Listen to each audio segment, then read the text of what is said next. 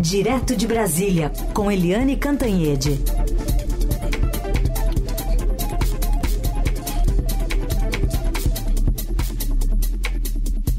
Tudo bem, Eliane? Bom dia. Bom dia, Carolina. Bom dia, ouvintes. Aliás, adorei o seu especial sobre longevidade em São Paulo. Muito bom. Obrigada, Eli. Pois é, grandes desafios temos todos nós, especialmente em grandes metrópoles, né?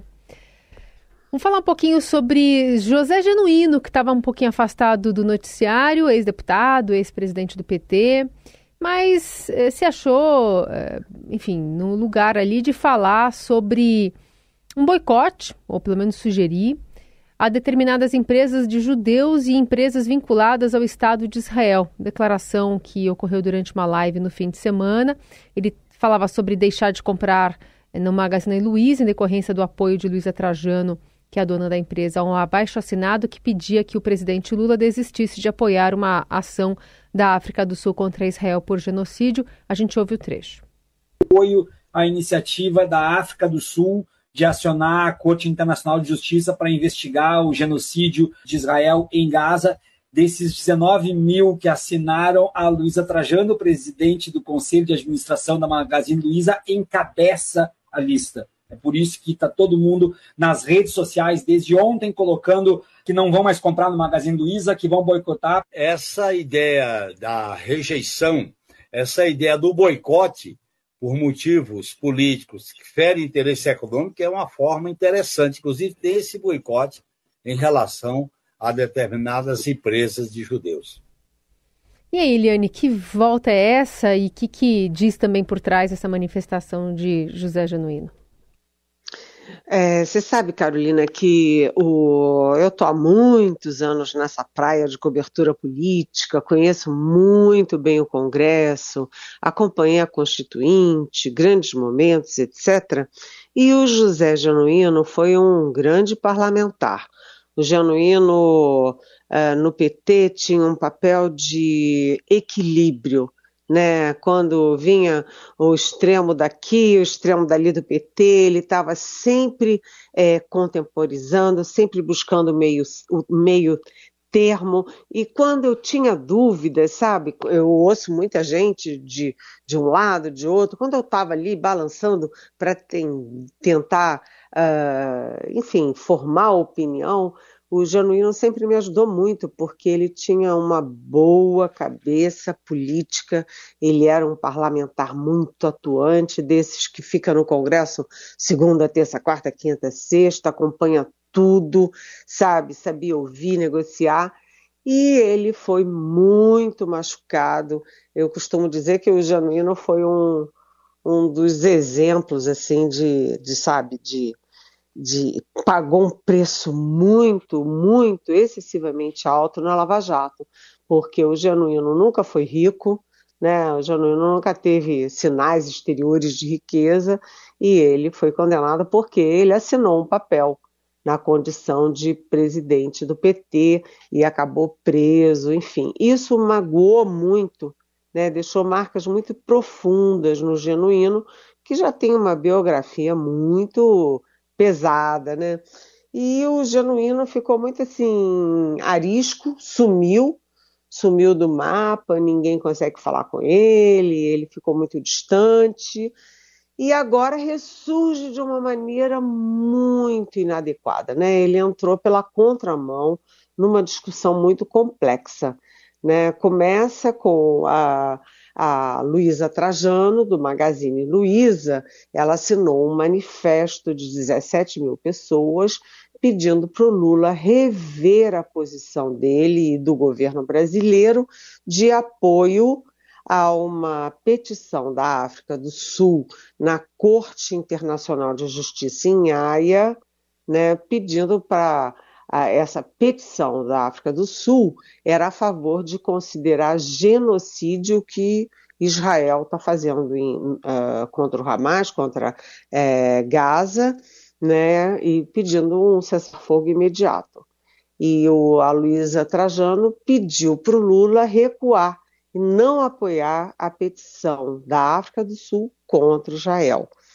E aí, nessa entrevista, o Genuíno escorrega, talvez porque esteja enferrujado no contato ali com entrevistas, com mídia, e ele defende uma coisa indefensável, que é boicote, né, a empresas e a comércios de judeus.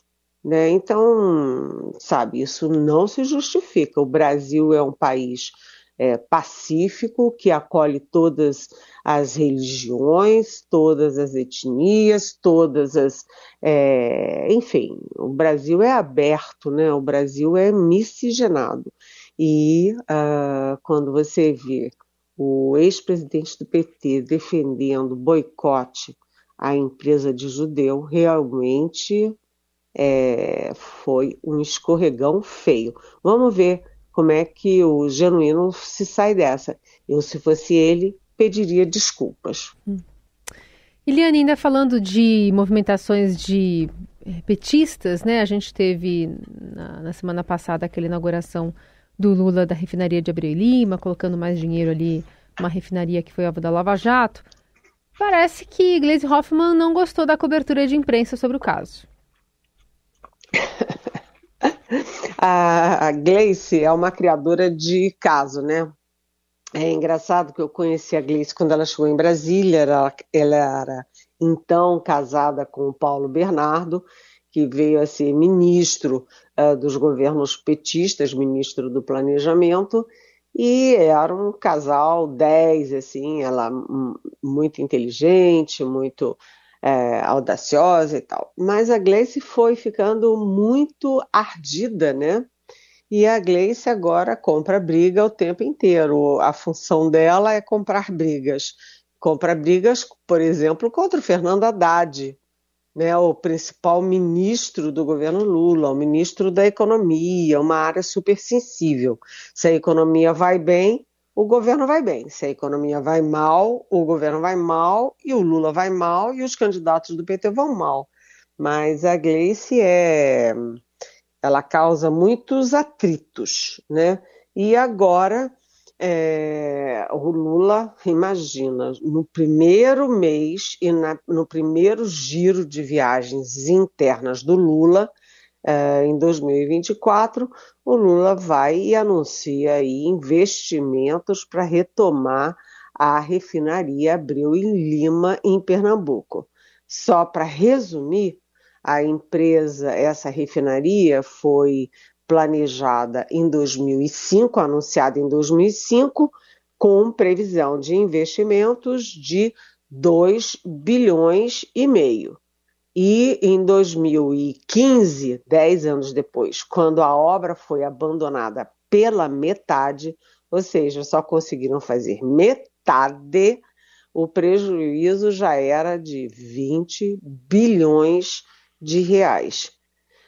Aí o Lula vai e anuncia, e aí a Petrobras anuncia que vai despejar 8 bilhões na Abreu e Lima. Aí fica todo mundo, opa!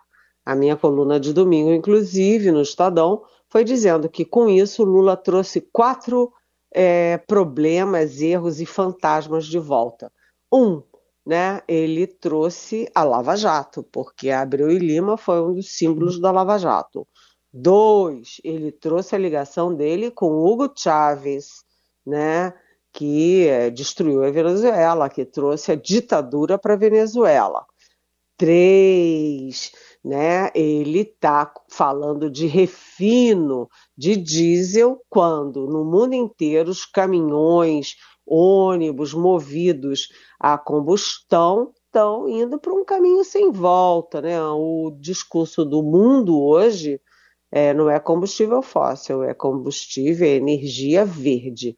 E, por último, Lula, não satisfeito com 3 erros, adicionou um 4º, porque foi botar a culpa no Departamento de Justiça dos Estados Unidos pela Lava Jato. Né? A gente sabe que a Lava Jato tanto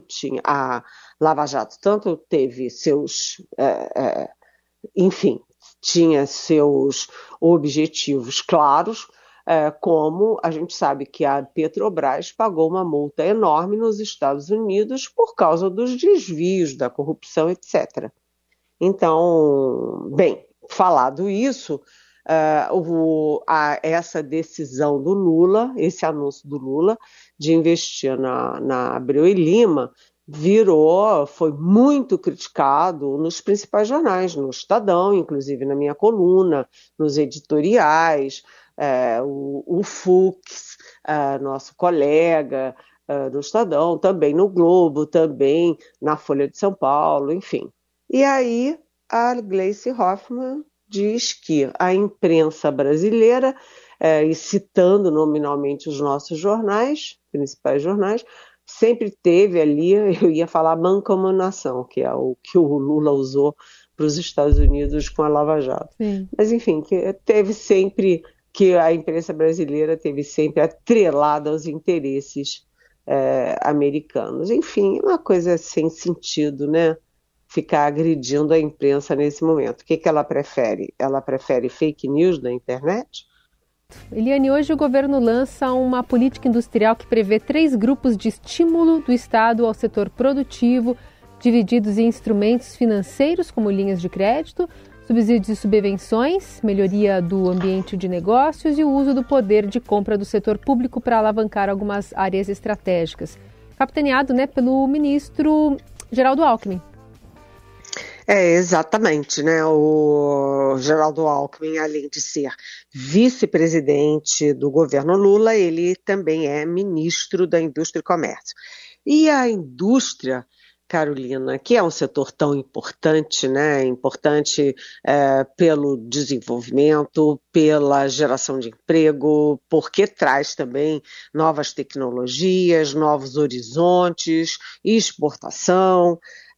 Vem sofrendo muito. Quando a gente olha ali depois dos 2 anos de recessão da Dilma Rousseff, né, a gente vê a trajetória, quem segurou as pontas foi o agronegócio, né, foi a exportação de soja, etc. E a indústria claudicou muito. A indústria sofreu muito com as políticas equivocadas, sofreu muito com os reveses internacionais, enfim, e a indústria é fundamental. Então, agora o governo devidamente anuncia esse plano de, vamos dizer assim, reindustrialização do país, né? E são 6 eixos: infraestrutura, saneamento, moradia, biotecnologia, tecnologia de defesa. Tudo isso são áreas de ponta, né? E são 56 concessões à iniciativa privada, com 170 bilhões de reais de estímulo, né? Isso é uma boa notícia, já que a gente estava falando da Abreu e Lima, que foi um furor contra o governo, agora vem aí uma política industrial que é muito bem-vinda, muito importante, né, e que tem o apoio não apenas do setor, né, que está carente de estímulos há muito tempo, mas também da sociedade, né? O que vai bem na indústria vai bem para a sociedade, vai bem para o governo, vai bem para o país. Então, é uma decisão econômica com efeito político, porque mexe com o bem-estar e com a sensação de soluções para o país. Né, o Lula vai fazer um anúncio assim, em grande estilo, vai participar, na verdade, o anúncio vai ser dentro do Conselho de Industrial do governo, né, então com presença de grandes industriais, etc., dos conselheiros, e com boas fotos. Então, Lula começa a semana com boas notícias, né, Carolina? Boa. Bom, e também temos uma semana com algumas pautas aí. Queria que você começasse falando sobre a equipe do ministro Lewandowski. Pois é. Na semana passada eu falei com o ministro Lewandowski algumas vezes e ele me disse o seguinte, que estava esperando a publicação da nomeação dele no Diário Oficial, o que deve acontecer já, né, antes da posse. e a posse está prevista para o dia 1º de fevereiro, mas a publicação no Diário Oficial pode sair logo. E assim que sair, ele deve já anunciar outros nomes. O Lewandowski surpreendeu, e na minha opinião, surpreendeu positivamente, porque estava todo mundo achando que ele ia trocar o PSB do ainda ministro, né, o quase ministro do Supremo Tribunal Federal, Flávio Dino, trocar o PSB do Flávio Dino pelo PT do presidente Lula e dele próprio, né? E não está sendo assim. Na verdade, o Lewandowski está buscando quadros menos políticos, mais técnicos, e ele buscou na sua equipe, lá do Supremo Tribunal Federal, onde o Lewandowski atuou muitos e muitos anos, e ele tinha uma boa equipe, então ele buscou o secretário-geral do Ministério da Justiça num quadro que era assessor dele lá no Ministério da Justiça, Manuel Carlos de Almeida. Ele também buscou a sua braço direita, né, que é a chefe de gabinete que cuida da vida toda do ministro, a Ana Maria Mamed. Ele trouxe também lá do Supremo Tribunal Federal. E quando ele foi escolher o homem-chave numa área-chave, que é a segurança pública, ele ouviu quem entende do riscado, que é quem? Alexandre de Moraes, que foi secretário de Segurança Pública em São Paulo, e foi o Alexandre de Moraes quem indicou o doutor Sarrubo para a Secretaria de Segurança Pública do Ministério da Justiça. Agora falta também anunciar, além de nomes importantes, né, do Ministério da Justiça, porque um já está confirmado, um fica da gestão do Flávio Dino, que é o diretor-geral da Polícia Federal, Dr. Andrei Passos, delegado de carreira, que está indo muito bem. A Polícia Federal está tirando nota 10 aí nesse terceiro mandato do Lula. E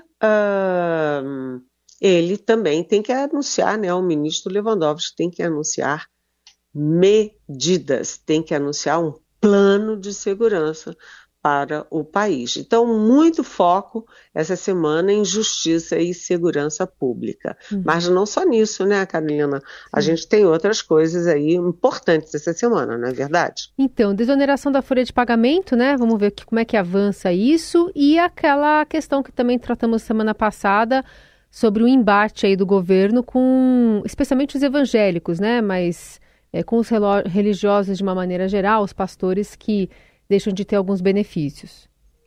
Exatamente. No caso da desoneração da folha, né, teve um curto-circuito na semana passada, porque o presidente do Senado, Rodrigo Pacheco, anunciou lá longe, em Davos, que tinha um acordo e que o governo voltou atrás e não ia mexer mais nisso. Mas não é verdade. O governo até topa retirar essa parte da desoneração da medida provisória que apresentou. Mas não é simplesmente desistir, é contrapor alguma outra solução. Ou seja, o Rodrigo Pacheco deu como favas contadas e o governo continua negociando. É possível o encontro do Pacheco com Lula essa semana. A outra coisa dos evangélicos entra em ação a Advocacia Geral da União, AGU, onde o Jorge Messias, que é o chefe da AGU, é evangélico. Ele é que vai botar o guizo no gato, ou seja, ele que vai convencer que não tem o menor sentido econômico, político, de justiça tributária, você fazer uma exceção, um privilégio para pastores, padres e, enfim, não tem sentido. Mas vamos ver se o Messias consegue, né?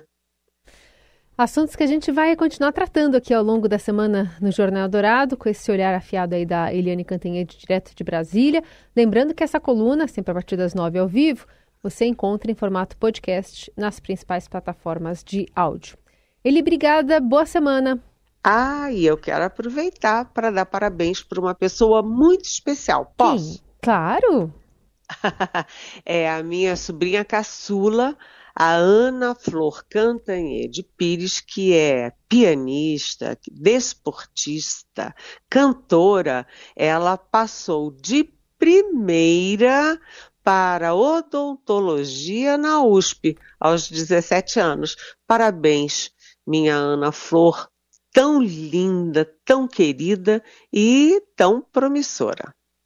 Muito legal, parabéns para ela. De fato, deve ter estudado bastante. A gente sabe quanto é difícil passar, especialmente de primeira tentativa, assim, muito legal. Parabéns. Parabéns para ela. Palmas aqui do nosso estúdio. Obrigada. Obrigada, Ali, um beijo. Beijo, até amanhã. Beijo, até amanhã. Beijo, até amanhã.